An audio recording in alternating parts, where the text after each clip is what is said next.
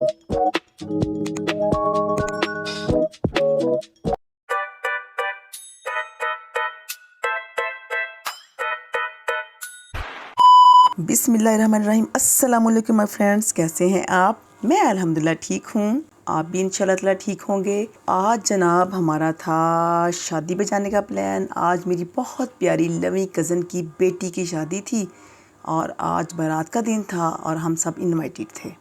और सबसे बड़ी प्रॉब्लम आप बताओ क्या हो सकती है? चलो हिंट देती हूँ मैं। लेडीज़ के लिए जब कहीं शादी पे कहीं जाना हो तो लेडीज़ से रिलेटेड है ये बात। तो ज़्यादातर लोग तो समझ गए होंगे मैं ड्रेस डिसाइड की बात कर रही हूँ, क्योंकि ड्रेस डिसाइड करना बहुत मुश्किल काम होता है। पूरी कबर्ड खोल के चेक करना पड़ता है कौन कौन से इसमें पहनने वाले हैं आज के दिन के लिए। ये बहुत मुश्किल काम होता है मेरे लिए। तो बहरहाल एक सूट मैंने डिसाइड कर लिया, लेकिन मेरे एक ब्लैक सूट पे भी नज़र थी कि मैं ब्लैक सूट भी वेयर कर सकती हूँ, लेकिन ये डिसाइड कर लिया मैंने, डन कर लिया इसको। तो उसके बाद सबसे मेन मसला आता है जनाब मेकअप का। मेकअप करना तो मुझे बड़ा इजी लगता है, मेकअप मैं कर लेती हूँ, लेकिन मुश्किल काम जो है हेयर स्टाइल का।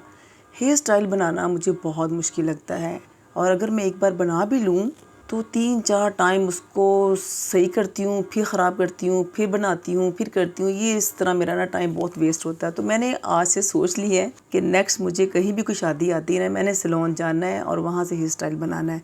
ये टेंशन ही ज़िंदगी से निकाल देनी है मैंने कि मुझे ये बनाना नहीं आता। बहरहाल इसके लिए फिर सैलून गई मैं, वहाँ पे उसको बोला कि मेरा हेयर स्टाइल बना दो। तो उसने बेचारी ने बड़ी मेहनत की, क्योंकि मैं उसको चाह रही थी कि जो लास्ट टाइम मैंने बनवाया था मुझे वो बना के दो। उसको वो याद नहीं आ रहा था, तो मैंने उसको पिक्स भी दिखाई। मैंने कहा ये देखो ये वाला है, मुझे इसका ना बना दो।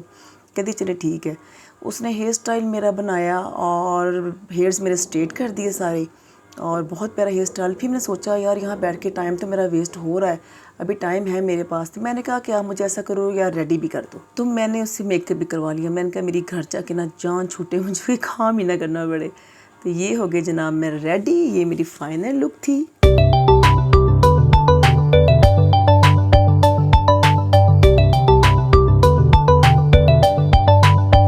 जनाब मैंने जो शूज़ डिसाइड किए थे ना वो मैंने पहन लिए और वो किसी को पसंद ही नहीं आए। वो कहते हैं नहीं, बल्कि मेरे हस्बैंड ने कहा कि ये नहीं पहनो आप, ये नहीं अच्छे लग रहे, कोई और चेंज करो जो फैंसी लुक में आए। फिर जनाब मैंने इनको उतारा और अपने पूरे शूज़ की लाइन लगाई। उसमें मैरून पहने थे, आज मेरा मैरून का दिल था। फिर मैंने मैरून शूज़ निकाले और मैंने इनको वो वेयर करके दिखाए। मैंने कहा बताएं भी कौन से अच्छे लग रहे हैं, ये वाले या वो वाले। तो सबको मेरे ये वाले शूज़ ज़्यादा अच्छे लगे। कहते ये बहुत प्यारे लगते हैं। इसकी हील भी पेंसिल हील थी और उसकी हील भी बड़ी प्यारी थी, जिस तरह की मैं लाइक करती हूँ। और अब तो आजकल हील जो आ रही है बड़ी चौड़ी चौड़ी सी बेड सोल टाइप हील इसको बोलते हैं, वो आ रही हैं, लेकिन इसकी हील मुझे बड़ी प्यारी लगती है। इस तरह की शूज़ की मैं जाऊँ ना बाजार तो इसी तरह के शूज़ ढूंढती हूँ कि इस तरह की हील मुझे मिले तो मैं लूँ। बहरहाल ये सबको बड़े अच्छे लगे और फिर मैंने ये वेयर कर ली। ठीक है, इसके बाद हमारा जनाब जी हो गया काफ़िला रेडी। हम सब बच्चे मेरे रेडी हो चुके थे और लड़कों ने क्या करना होता है, ओनली टी शर्ट्स और पैंट पहनी और चलो जी वो रेडी हो गए। बेटे मेरे को शूज़ से प्रॉब्लम होती है कि उसने शूज़ मैच करने होते हैं कि मेरे शूज़ कौन से मैंने मैचिंग करने हैं। खैर माशाल्लाह अल्हम्दुलिल्लाह मेरे मियाँ साहब ने सफारी सूट पहना और हम निकल पड़े शादी पे। रात का टाइम था और इतना रश तो नहीं था। हम गए थे कनान वाली साइड से और कनाल पे इतना खूबसूरती के साथ उन्होंने उसको डेकोरेशन किया हुआ था, बहुत प्यारी इसकी डेकोरेशन थी। तो मैं साथ साथ वीडियो बनाती गई। मैंने कहा मैं दिखाऊं आप सबको उन्होंने नेहरू कितना प्यारा डेकोरेशन किया हुआ है, वो भी साथ साथ आप देखिएगा। और हमने जाना था रायवेंट रोड पे, वहाँ पे इनका हॉल था और हमें लगे वहाँ पे 2 घंटे। जब हम कनाल क्रॉस करके आगे गए हैं ना, तो जब रायवेंट रोड शुरू हुआ है तो वहाँ पे इतना रश था। लेक सिटी तकरीबन ब्लॉक थी। आधा घंटा हम तकरीबन ब्लॉक रहे हैं गाड़ियों में। इस कदर हमें मुश्किल हुई है। बच्चे तो मुझे कहते हैं मामा वापस चलते हैं, अब तो उन्होंने खाना भी खा लिया होगा। कितना बुरा लगता है कि हम किस टाइम पे जा रहे हैं।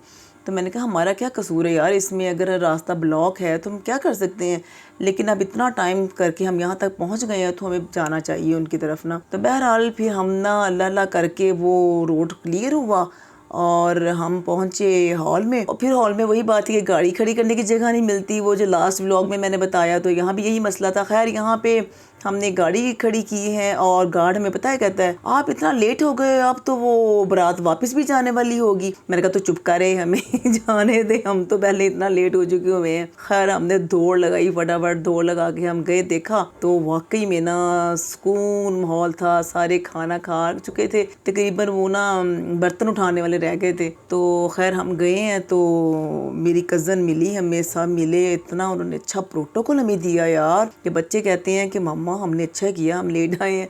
उस बेचारी ने हमारे लिए खाना लगवाया, दोबारा टेबल सारी रेडी करवाई, हर चीज़ हमें अवेल की उसने कि इनको किसी चीज़ की कमी नहीं होनी चाहिए। और वो बेचारी सबको छोड़ के मेरे पास ही बार बार आ रही थी, खाना सही खा रहे हो ना आप, खाना सही खा रहे हो ना आप, कोई मसला कोई चीज़ चाहिए। वेटर भी 2-3 हमारे सर पे खड़े थे, देख रहे थे कोई चीज़ इनको चाहिए तो हम इनको अवेल करें। बहरहाल हमें बहुत मज़ा आया, अल्लाह का शुक्र है, हमने बड़ा ही एंजॉय किया, खाना खाया हमने, हर चीज़ हमें मिली।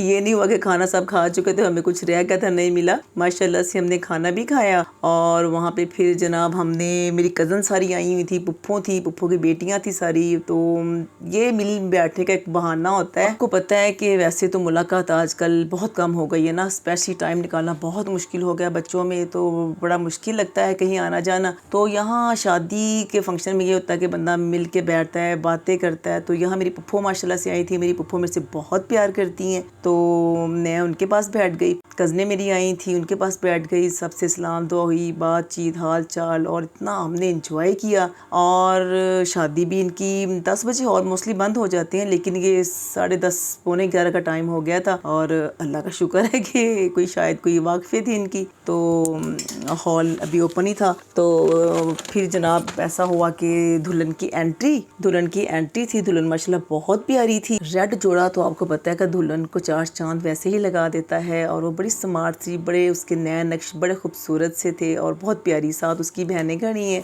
तो ये दुल्हन की एंट्री हुई और इसके बाद इनकी रस्म चलनी थी दूध पिलाई की।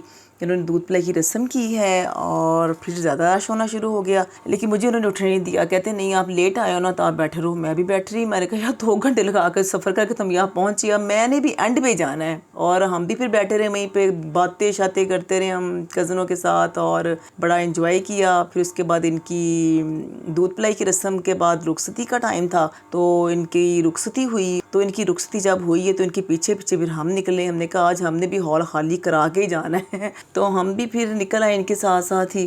तो सफ़र काफ़ी लंबा था। मैंने कहा कि मेरा ऐसे जैसे मुँह ड्राई नहीं हो रहा, मुझे ना ठंडी चीज़ खिलाएं, कोई कोल्ड ड्रिंक आइसक्रीम कोई ऐसी चीज़ ना। तो मैंने कहा सारे बच्चों का भी मूड बन गया। तो बेटा मेरा कहता मामा स्वीट क्रीम आप नहीं गए अभी तक ना, वो खा के देखिए बड़ी मज़े की है, वो रास्ते में आएगी। मैंने कहा चलो ठीक है स्वीट क्रीम खाते हैं। तो रास्ते में फिर हम जनाब वहाँ हमने स्टे किया, वहाँ से हमने आइसक्रीम ली, मैं और मेरी बेटी। वो कहती हम स्वीट क्रीम से खाते हैं, बाकी 2 बच्चे कहते हैं कि हमने खानी है चमन से, क्योंकि चमन उन्होंने देख लिया था कि इसके साथ ही आगे चमन था। तो मैंने कहा चलो यार चमन तो मैंने 1000 बार खाई, वो छोड़ो आज मैंने इसको ट्राई करना है। तो इसको मैंने ट्राई किया। स्वीट क्रीम की आइसक्रीम बहुत मज़े की थी, बड़ी कमाल की, ज़बरदस्त लगी मुझे ना। तो अब मेरा प्लान है कि नेक्स्ट टाइम मैं यही खाया करूँगी क्योंकि चमन खा खा के तो बंदा तंग पड़ गया ना, चमन चमन चमन बस। अब तो इसके बाद हम आगे जनाब, और ये गार्ड था, और गार्ड बेचारे आपको पता है तो ऐसे राह देख रहे होते हैं यार कोई आए। और बहरहाल तो यहाँ से हमने आइसक्रीम खाई और मेरे हस्बैंड साहब ने स्मोकिंग की जो उनकी आदत है, जो वो छूट नहीं सकती उनकी, तो उन्होंने भी अपने आप को रिलैक्स किया और हमने आइसक्रीम खाई। तो आगे आ गया चमन में बच्चों का था कि हमने यहाँ से आइसक्रीम खानी, फिर हमने वहाँ स्टे किया और बच्चों ने वहाँ चमन से आइसक्रीम ली और वो खाई और हम ऐसे एंजॉय करते करते अपने घर वापस आ गए अल्हम्दुलिल्लाह। तो ये था मेरा आज का व्लॉग। बताइएगा कैसा लगा, मुझे दुआ में ज़रूर याद रखिएगा और मेरे व्लॉग को लाइक शेयर एंड सब्सक्राइब ज़रूर कीजिएगा। मिलते हैं नेक्स्ट व्लॉग में, तब तक के लिए अल्लाह हाफिज़।